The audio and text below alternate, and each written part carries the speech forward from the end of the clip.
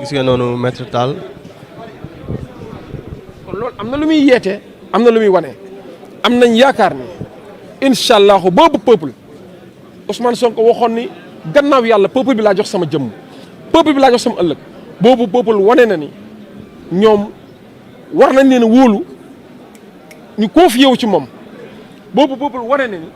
war nañ kaa wóolu si kaw mu jël ay responsabilités am mëne combat bi ni li mu waree boobu tey jii moo ñëw manifesté wu démb jusqu'à 4 heures du matin te tey gis nga ni malgré que l'heure avec les contraintes du ramadan avec les effets du ramadan du jeûne gis nga ni sentiroo si ñoom xiif sentiroo si ñoom sonn parce que effectivement la démocratie est en fait dama yàgg di wax ne dama koy répété moo may neex parce que damaa yaroo ci milieu boobu muy milieu lébu ñu xam lan mooy ndëpp dama ni réew bu dee jëmm ji daanu rab la élection mooy ndëpp li te ndëpp nag ñi nga xam nañ ni dañ ciy faral di aadawoo tëgg maanaam feetu waaye dañ ciy aadawoo tour deret bu dee ci élection ñaanuñu yàlla deret tour waaye dañoo jàpp ni campagne fête de la démocratie la loolu moo tax ma ni campagne électorale wala élection mooy ndëppam réew ci kaw ñu war a dëgmal ay ëllëg yu bees te am nañ yaakaar ni ëllëg leer lay doon ak président Bassirou Diomaye Faye am nañ yaakaar ni ëllëg yu leer lay doon avec le monsieur le président Ousmane Sonko am nañu yaakaar ni ëllëg yu leer lay doon avec tous les leaders de la coalition bref avec le peuple sénégalais kuy wóolu wala kuy wéerul ci peuple sénégalais foofu moo jar a wóoru gannaaw ak suñu gëm foofu rek a jar a wóoru. mais même seen coalition bi gis nañu ne fi mu toll nii ku jóg rek day ñëw dugg ci biir bañ ne guddi sax kenn tëju ko ndax yaakaaroo ci njeexital bi mu xaw a am ay coow ni Yewwi Askan Wi meloon am yooyu. xam nga docteur Abdourahmane Diouf dafa wax lu am solo ci déclaration ba muy ñëw ma jàppoon ni bépp leader ci coalition war na def déclaration boobu du ñàkk bari na ñu ko def man peut-être yëguguma ko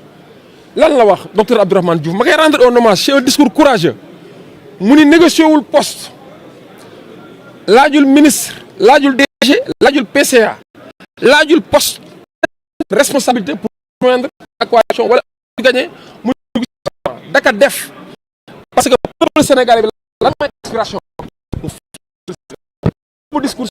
courageux loolu moo tax réew mi bi nga xam ne moom lañ falu au soir du 24 mars muy Bassirou Diomaye Faye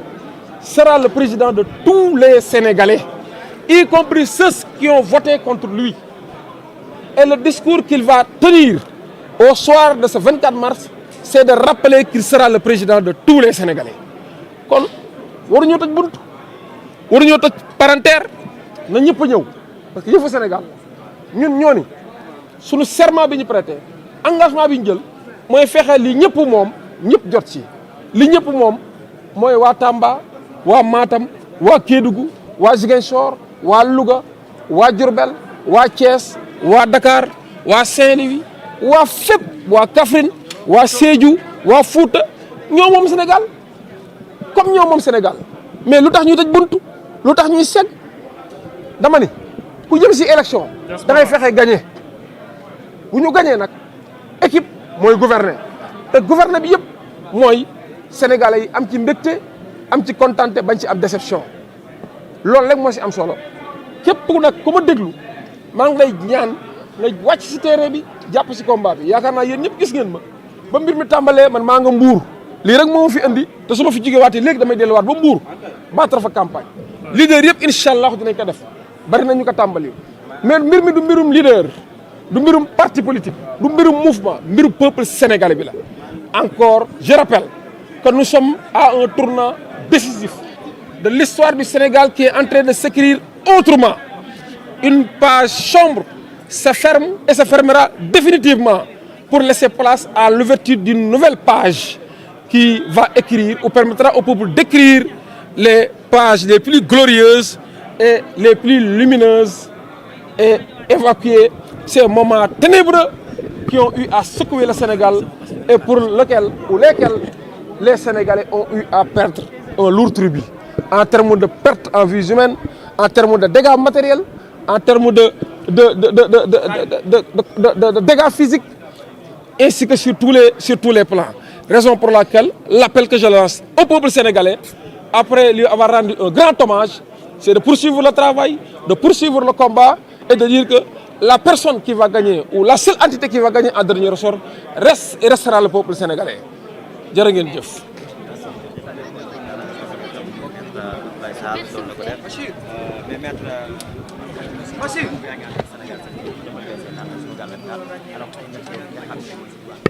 ok gis ngeen noonu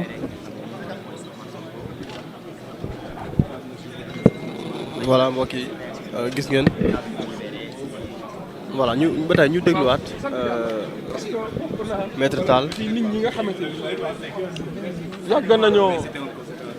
yàgg nañoo xeex pour le président Ousmane Sonko delluwaat ci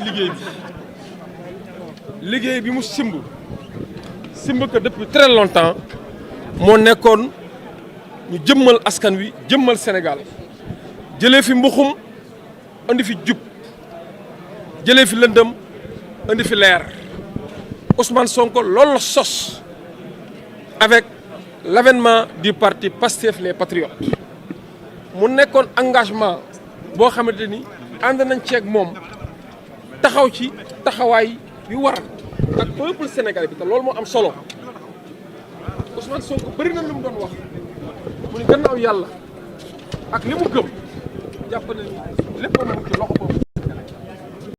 li xew fan yi gis ngeen ko ni peuple sénégalais bi mosuñoo bàyyi Ousmane Sonko mu wéet li xew fan yi gis ngeen ni peuple sénégalais mosuñoo bàyyi combat bi ak liggéey bi Ousmane Sonko dañ ci ànd ak moom bëccëg guddi muy ngelaw muy taw muy sedd muy tàng peuple boobu dañoo mos a taxaw si ginnaaw ci kanam ak ci wetu Ousmane Sonko ba loolu amee ak nattu yi si dal yëpp peuple bi nekk benn peuple bu résilient waaye li ma si gën a ëppal solo rek mooy peuple bu am xel parce que yéen a ngi fàttali ne am nay jamono ña nga xamante ni suñuy adversaire nañ bëggoon nañ pëccoxoo am ci réew mi maanaam créer le chaos pour effectivement favoriser les conditions de ne pas organiser un vote mais lan nga gis peuple bi dañ naan xeexuñu dañuy dem élection peuple bi taxaw ne ñun xeexuñu dem ngeen sax ba peuple bi agressé nañ ko poussé que à ses derniers retranchements pour mu réagir xeex peuple bi ne xeexul parce que Ousmane Sonko avant muy dugg kaso waxoon na ni combat bi du émotion moo koy gagné mais raison moo koy gagné xel moo koy gagné du yërëmtalu moo koy gagné mais taxawaay moo koy gagné boobu peuple wane xel wane stratégie nekk dañuy dem élection bañ ne dañuy dem élection nag ña war a organiser élection ñu ngi créer les conditions de ne pas organiser cette élection waaye peuple bi nekk di nga dem élection loolu moo si am solo parce que kuy déglu na nga déglu message du peuple bi parce que tout revient au peuple la démocratie c'est le pouvoir du peuple par le peuple et pour le peuple la justice rend ses décisions au nom du peuple donc tout revient au peuple et on ne peut pas être plus populaire et plus légitime que le peuple kon peuple boobu mooy dogal te li ñu dogal tey jii.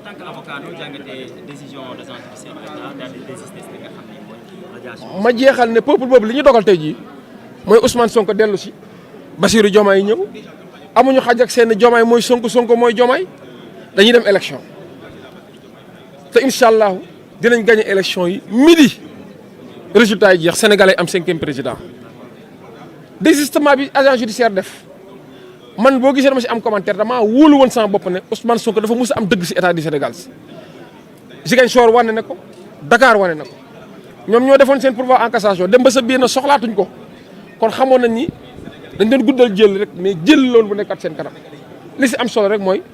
boobu désistement delloo waat na Ousmane Sonko ci droit am yëpp Ousmane Sonko maanaam su ma doon wax ci kii dama naan set na wecc weex na tàll amul lenn lu ko gàkkal musul a gàkk sax musul tilim dama leeral ko musul tilim musul gàkk waaye gën nañ kaa weexal gën nañ kaa leeral ba li xale di wax naan moom mu ngi belli avec cette convocation de l'Assemblée nationale def nañ ko mu nekk convocation d'urgence ba jàppoon ba tey ñoom ñu ngi ci même mesure yi fexe lu ñu dama ni ñoom ci pexe lañ dëkk waaye kuy pexe da nga bàyyi pexe yàlla yàlla nee na kuy pexe maa la ëppi pexe te lépp lu muy def dina ko def kuy pexe tamit bàyyil xel peuple bi parce que à ce peuple est dépositaire d'une parcelle de divinité kon pexeel rek yàlla dina ñëw peuple bi dina jël seen responsabilité. en tant que maître quant à convocation bi ba damaa gëm ni xamaguñu la raison de cette convocation ni le contenu convoqué nañ procédure d'urgence mu leen di xaar. mais ni ñoom ñu ne dissolution conseil constitutionnel est-ce que jàpp ne loolu jamono ji ñu mën a nekk. xam nga loolu mu am sax mooy gàcce la mu am mooy démocratie bi delloo na ginnaaw conseil constitutionnel la mu wax rappeler waat que mooy toujours le processus bi continue avec les candidats les 19 candidats rappeler na ko conséquence su décision yi ñu fi rendre yëpp mooy le processus continue avec les 19 candidats moom moo amoon mbërëm dem ba sa biir wóolatul mbërëm wala jowula mbërëm ñun wóolu nañ suñu mbër Ousmane Sonko am na mbërëm wóolu na ko jubóo na ak moom te incha allah moom ak mbërëm tànk ak tànk mbagg ak mbagg ànd ak peuple sénégalais bi gagné élection yi dès le premier tour avec une victoire sans conteste et de façon écrasante midi. ban commentaire ngay def ci midi. di mu daal di juger irrecevable requête bi nga xam ne waa PDS loolu ñëpp xaaroon nañ ko lépp lu laal ci élection présidentielle élection nationale conseil constitutionnel moo am compétence bi te conseil constitutionnel yàgg wax na ni en vertu de ses pouvoirs de régulateur moom am na sax droit fixer la date tout en tenant compte des exigences contenues dans le code électoral et dans la constitution notamment sur le mandat présidentiel parce que dañ ni mandat bi warta tegu benn fan waaye warta wàññee ko benn fan conseil constitutionnel nee na moom mooy veillé ci loolu te rappelé na ko rappelé waat ko cour suprême li mu ñëw wax mooy conseil constitutionnel en réalité moo compétent pour loolu moo tax ñu déclaré action bi irrecevable l'irrecevabilité bokkul ak ñu débouté la irrecevable mooy yow fi nga ñëw di fi jooytu du yow yaa war a ñëw jooytu fi wala du li ngay jooytu fii nañ ko war a jooyte kon kay loolu leer na yaa xëyti nañu dem élection waay peuple bi seen yaram a ngi xasan yàkkamte nañ élection nañu dem élection nañ ci rafet bu si kenn ñaaw jërë ngeen jëf. Sur quel point? Oui, je dis, c'est un sentiment de satisfaction quand je vois des pères de famille, à la personne d'Ousmane Sonko, de Bassirou Diomaye Faye, ainsi que d'autres leaders, recouvrer la liberté et regagner la société en toute dignité et en toute honorabilité. Je pense que ce qui s'est passé hier nous donnait même l'impression qu'on était dans une soirée électorale, parce qu'il y avait des scènes de liesse un peu partout dans ce pays, des scènes de joie. On dirait que c'était un sentiment de délivrance. Et je pense que ceci est un message que le peuple vient de lancer à l'endroit de tous ceux qui nous regardent, mais tous ceux qui s'intéressent au destin de notre pays. Le peuple sénégalais, ce vaillant peuple sénégalais à qui je rends un hommage mérité, a toujours démontré à la face du monde que le Sénégal restera un état de droit. Le Sénégal restera un état de paix. Le Sénégal restera également une nation apaisée. Et le peuple a toujours su montrer et démontrer qu'en réalité, la dernière décision lui revient. Et ce peuple n'a jamais failli à cette mission, effectivement, de montrer même aux acteurs politiques que c'est lui qui décide. J'ai dit que la démocratie, c'est le gouvernement du peuple, par le peuple et pour le peuple. Mais je dis plus loin, même la justice rend ses décisions au nom du peuple sénégalais. Donc, on ne peut pas laisser le peuple en rade ou ignorer le peuple ou mettre le peuple de côté pour prendre des décisions qui vont concerner les destinées de ce peuple. En tout cas, ce peuple sénégalais, à travers sa jeunesse, à travers les personnes du troisième âge, à travers sa diaspora, a su montrer qu'effectivement, ce Sénégal que nous avons sera effectivement un Sénégal de lumière. Ce Sénégal que nous avons va quitter le monde des ténèbres et effectivement va plonger dans le monde des lumières. Et ce Sénégal-là, Inch'Allah, connaîtra avec ce scrutin un nouveau président. Ce président, nous le souhaitons, s'appelle Bassirou Diomaye Diakhar Faye, tel que désigné et tel que souhaité par le président Ousmane Sonko. Je dis que le pouvoir est en train de tout faire pour créer les conditions de ne pas tenir les élections à date échue, conformément à la décision du Conseil constitutionnel. Je dis et je répète, l'élection aura bel et bien lieu. Et j'invite le peuple sénégalais à prendre ses responsabilités et veiller à ce que la démocratie soit une réalité. Et cette démocratie tant chantée, tant citée en exemple, effectivement puisse être pris en exemple par les autres nations du monde, à savoir les pays qui nous entourent et notamment les pays d'Afrique. Le moment est venu pour faire comprendre à cette élite qui nous gouverne qu'en réalité, toute décision qui sera prise et qui serait contraire aux aspirations du peuple, ce peuple prendra ses responsabilités pour dire qu'en réalité, il n'y a pas plus légitime, il n'y a pas plus populaire que moi. Et ce peuple, effectivement, présidera à ses propres destinées. Avec sur la décision de Cour suprême qui juge irrecevable la requête du Parti démocratique. Mais cela ne me surprend pas. En tant que technicien du droit, j'avais dit que cette requête était irrecevable parce qu'on ne peut pas comprendre une matière qui rentre exclusivement dans le champ de compétences du Conseil constitutionnel puisse être déférée devant la Cour suprême. La Cour suprême ne peut pas se prononcer sur un acte touchant le processus électoral, surtout que l'élection est une élection nationale, à savoir l'élection présidentielle. Et cela est valable également pour les élections législatives. Donc la Cour suprême a bon droit de dire que cette requête est irrecevable. L'irrecevabilité est différente du débouté. L'irrecevabilité, c'est quoi? Que la personne qui m'a saisi n'est pas habilitée à me saisir ou que la matière qui m'a été déférée ne doit pas m'être déférée parce qu'il y a une autre juridiction compétente pour connaître de la matière. Avec cette convocation d'urgence de l'Assemblée nationale, pensez-vous que ces gens sont toujours dans cette même logique de vouloir repousser et reprendre le processus? Écoutez, ce régime-là, finissant moribond et agonisant, est toujours dans les dynamiques complotistes. Il complote toujours, mais je dis, le meilleur complot demeure Dieu, Allah subhanahu wa ta'ala, ainsi que le peuple sénégalais qui encore garde toute son hégémonie et toute sa vitalité pour veiller sur tout ce qui se passe dans ce pays. J'ai appris qu'ils ont convoqué à 15 h. Je ne connais pas encore les raisons de cette convocation, ni les tenants, ni les aboutissants. Mais nous sommes là dans l'action et non pas dans la réaction. Nous déroulons notre agenda et Inch'Allah, cet agenda sera déroulé jusqu'à son terme. Tout ce qui sera sorti de cette convocation sera effectivement à la portée du peuple sénégalais ainsi que de tous les acteurs qui portent le combat pour effectivement aviser. Pour vous dire que nous attendons l'Assemblée de pied ferme et on avisera. C'est moi qui vous remercie. jërëjëf ñu ngi jaajëfal bu baax a baax moom.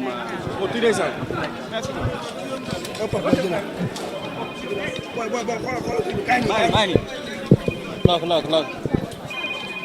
mbokk yi gis ngeen noonu.